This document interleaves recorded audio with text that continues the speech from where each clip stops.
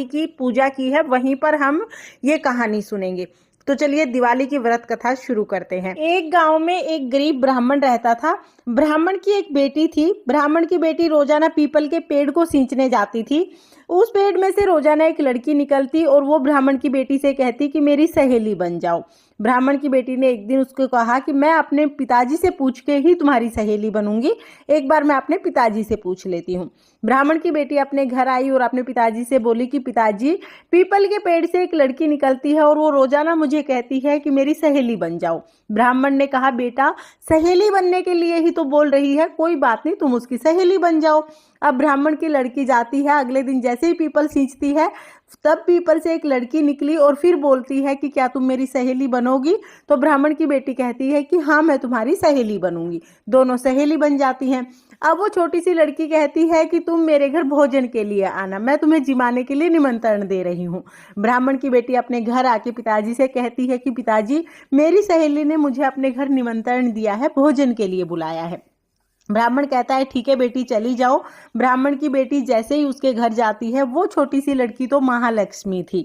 जाते ही ब्राह्मण की बेटी को सोने की चौकी पर बिठाती है, चांदी के बर्तनों में खाना परोसती है, 56 भोग खिलाती है। जाते समय बहुमूल्य रतन शाल दुसाले ओढ़कर अपने सखी को विदा करती है। विदा करते समय महालक्ष्मी जी ब्राह्मण की बेटी को कहती है कि सखी, कल मैं तुम्हारे घर जीमने आऊंगी। ये सुनकर ब्राह्मण की बेटी थोड़ा उदास हो जाती है, लेकिन कहती है ठीक है, कल तुम मेरे घर जीमने आ जाना।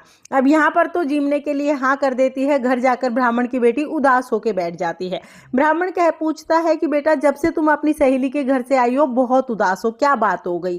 तब वो कहती है, पिताजी मेरी सहेली ने मेरा बहुत आदर सत्कार किया, सोने की चौकी पर बिठाया, 56 भोग कराए और खूब सारा मान सम्मान मुझे दिया। लेकिन अब कल मेरी सहेली मेरे घर खाना खाने आएगी, मेरे घर जीमने आएगी, मैं उसका आदर सत्कार कैसे करूंगी, मैं उसको कैसे संतुष्ट करूंगी, यही सोचकर मैं परेशान हूं। ब्राह्मण कहता है कोई बात नहीं बेटा, जैसा हमसे बन पड़ेगा वैसा हम करेंगे।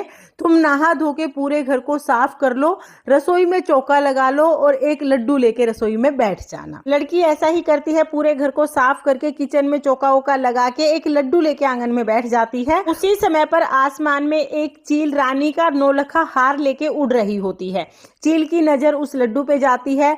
चील आती है और उस लड़की के हाथ से लड्डू छीन के हार उसके हाथ में गिरा के चली जाती है।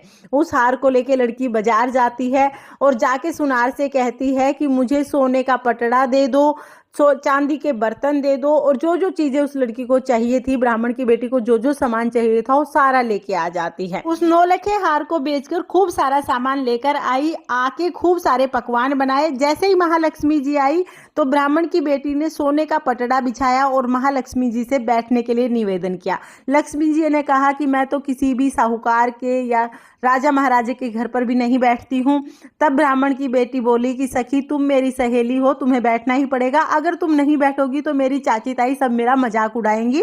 ये सोचकर लक्ष्मी जी उसके पटड़े पर बैठ गई। अब लक्ष्मी जी वहां पर बैठी तो पूरा घर अन्न धन से भर गया। ब्राह्मण की बेटी ने महालक्ष्मी को 56 प्रकार के भोग लगाए, खूब आदर सत्कार किया और महालक्ष्मी जी की कृपा से ब्राह्मण का घर अन्न धन से भर गया। हे महालक्ष्मी जी, जैसे आपने ब्राह्मण की बेटी पर अपनी कृपा की, वैसे ही सब पर अपनी कृपा करना और सबके घर को अन्न धन से भर देना। ये थी लक्ष्मी जी की व्रत कथा। लक्ष्मी जी की कथा सुनने के बाद हम एक गणेश जी की कथा जरूर सुनेंगे। तो चलिए गणेश जी की कथा शुरू करते हैं। एक बार एक गांव में गणेश जी का मेला लगा था। सारे गांव वाले मेला देखने जा रहे थे तो एक छोटी सी लड़की ने भी जिद कर ली कि माँ, मैं भी मेला देखने जाऊंगी। उसकी माँ ने कहा, नहीं बेटा, मेले में बहुत भीड़ होगी, तुम कहीं गिर पड़ जाओगी, चोट लग जाएगी। लेकिन लड़की नहीं मानी। अब लड़की ने हट कर लिया कि मैं भी मेले में जरूर जाऊंगी। उसकी माँ ने 2 लड्डू और 1 घंटी पानी दे दिया और कहा कि लो, 1 लड्डू और पानी गणेश जी को, बचा हुआ लड्डू और पानी तुम ले लेना। ठीक है। लड़की 2 लड्डू और 1 घंटी पानी लेके मेले में चली गई। जाके गणेश जी के सामने बैठ गई। हे गणेश जी महाराज, 1 लड्डू और पानी तुम्हें, बचा हुआ लड्डू और पानी मुझे। यही कहते कहते सुबह से शाम हो गई। मेला बिछटने लगा, सब लोग अपने घर आने लगे, लेकिन लड़की वहां से नहीं उठी। बोली, जब तक गणेश जी लड्डू खा के पानी नहीं पिएंगे तब तक मैं यहाँ से नहीं जाऊंगी। अब गणेश जी ने सोचा कि अगर ये लड़की घर नहीं जाएगी तो इसका दोस्त तुम्हारे सिर लग जाएगा। अब गणेश जी तो छोटे से बालक के रूप में आके बोले, लो तुम्हारा लड्डू खाया, लो तुम्हारा पानी पिया, अब मांगो क्या मांगना है। लड़की सोचने लगी क्या मांगू, अन्न मांगू, धन मांगू, खेत मांगू, खलिहान मांगू, बैल मांगू, महल मांगू, हवेली मांगू, सुहाग मांगू, क्या मांगू। अभी लड़की ये सब सोच ही रही थी, तभी छोटा सा लड़का बोला, जो जो तुमने सोचा है वो सब हो जाएगा, अब तुम अपने घर चली जाओ। लड़की घर आ गई। घर आते ही माँ ने कहा, बेटा इतनी देर कहाँ लगा दी। तब लड़की बोली, माँ आपने ही तो कहा था कि गणेश जी को लड्डू खिला के पानी पिला के आना, मैं तो गणेश जी को लड्डू खिला के और पानी पिला के आई हूँ। जैसे ही लड़की ने अपनी बात पूरी की, उसका पूरा घर अन्न धन से भर गया। जो जो लड़की ने सोचा था वो सब कुछ हो गया। हे गणेश जी महाराज, जैसे आपने उस लड़की की इच्छा पूरी की, वैसे ही सबकी इच्छा पूरी करना और सबके घर को अन्न धन से भर देना। इस तरह से हमारी दिवाली की व्रत कथा पूर्ण हो जाएगी। कथा सुनने के बाद जो खील हमने अपने हाथ में ली है वो हम लक्ष्मी जी के चरणों में समर्पित कर देंगे। फ्रेंड्स, ये थी लक्ष्मी जी की व्रत कथा। व्रत कथा आपको कैसी लगी कमेंट करके जरूर बताना। जय माँ लक्ष्मी। राधे राधे।